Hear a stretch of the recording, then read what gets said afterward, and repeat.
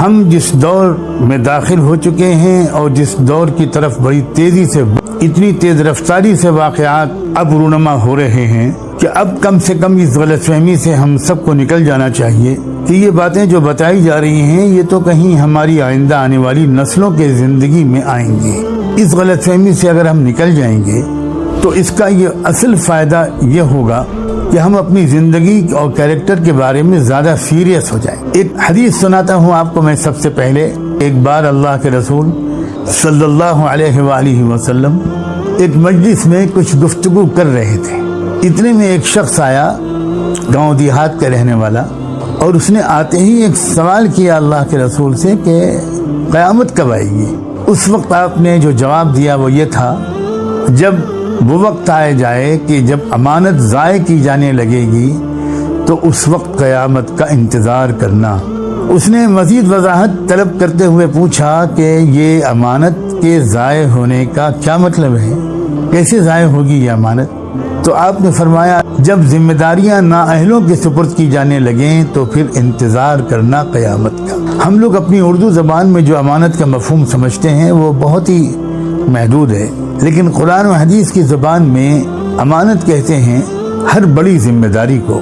تو اس حدیث میں جو اللہ کے رسول نے فرمایا اس میں ایک بات یہ بتائی کہ جب ذمہ داریاں ایسے لوگوں کے سپرد کی جانے لگیں جو اس کے اہل نہ ہوں تو سمجھ لینا کہ اب یہ آخری دور آ گیا۔ اب یہ ذمہ داریاں سرکاری بھی ہو سکتی ہیں، حکومتی بھی ہو سکتی ہیں، اداروں کی بھی ہو سکتی ہیں، دینی قیادت، مسائل بتانا، احکام بتانا، مقدمات کے فیصلے کرنا، اس طرح کی جتنی بھی ذمہ داریاں ہیں وہ دنیاوی ہوں یا دینی ہوں، جب وہ نااہلوں کے سپرد کی جانے لگیں تو یہ قرب قیامت کی ایک نشانی ہے۔ یعنی اس کا مطلب میرے اور آپ کے لیے یہ ہوا کہ یہ غلطی ہم کو نہیں کرنی ہے، ہم کو بچنا ہے اس سے۔ ہر طرح کی ذمہ داری ہم ان افراد کے سپرد کریں جو اس کے اہل ہوں۔ یہ ایک طرح سے مثبت پیغام ہے ہمارے لیے، یعنی یہ تو ہم عمل کر ہی سکتے ہیں جہاں تک ہو سکے۔ اپنی ذاتی اور خاندانی مصلحتیں ہمیں اس پر آمادہ نہ کر دیں کہ ہم ذمہ داریوں کو نااہلوں کو سپرد کر دیں، اور قرب قیامت کی علامات کے بارے میں جاننے کا شوق اور ایک دلچسپ موضوع کو انجوائے کرنے کے لیے معاذ اللہ نہیں ہونا چاہیے۔ اپنی اصلاح کے لیے اور اپنے کو بچانے کے لیے اس علم کو حاصل کرنا یہ مفید ہے۔ ایک اور بات اللہ کے رسول صلی اللہ علیہ وآلہ وسلم نے ارشاد فرمائی، قیامت سے پہلے جھوٹ بولنے والے بہت ہوں گے، جھوٹ ہر طرف جھوٹ ہوگا۔ تم کو چاہیے کہ تم ان سے ذرا چوکنا رہنا، بچ کے رہنا۔ اب یہ کسی ایک ملک کا مسئلہ نہیں ہے کہ فلاں ملک میں جھوٹ بولنے والوں کی سرکار بن گئی، یہ ایک پوری عالمی کلچر ہے۔ یہ ایک جھوٹ ہر طرف پھیلا ہوا ہوگا اور جھوٹے لوگ چھا جائیں گے۔ جن بیماریوں کے بارے میں بہت زیادہ الرٹ رہنے کی ضرورت ہے وہ ہے اس جھوٹ۔ تو اس کا مطلب یہ ہوا کہ کوئی ایک زمانہ ایسا آئے گا جس میں جھوٹ کی وبا عام ہوگی۔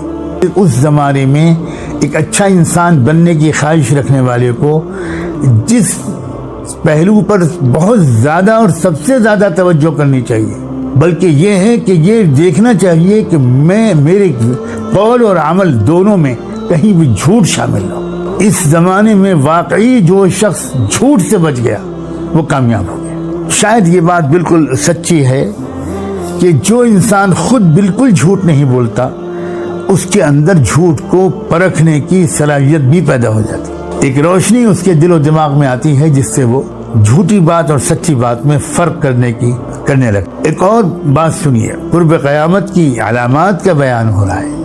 اللہ کے رسول صلی اللہ علیہ وسلم کا یہ ارشاد، آپ نے فرمایا جب قومی سرمایہ کو، مال غنیمت کو ذاتی دولت بنایا جانے لگے، جب قومی سرمایہ کا غلط استعمال کیا جانے لگے اور امانت کو مال غنیمت سمجھا جانے لگے اور زکوٰۃ کو ایک مصیبت اور ایک بوجھ سمجھا جانے لگے، اور جب علم حاصل کیا جانے لگے دین کے علاوہ دنیاوی مقاصد کے لیے، اور لوگ اپنی ماں کی نافرمانی کریں مگر بیوی کی ہر بات مانیں، کتنی زبردست آگاہ ہے۔ یہ جو رشتے ہیں ان کے درمیان ایک توازن برقرار رکھنا اور ترجیحات اور پرائیورٹیز کو ٹھیک سے سمجھنا اور اس کو نبھانا، یہ بہت اہم بات ہے۔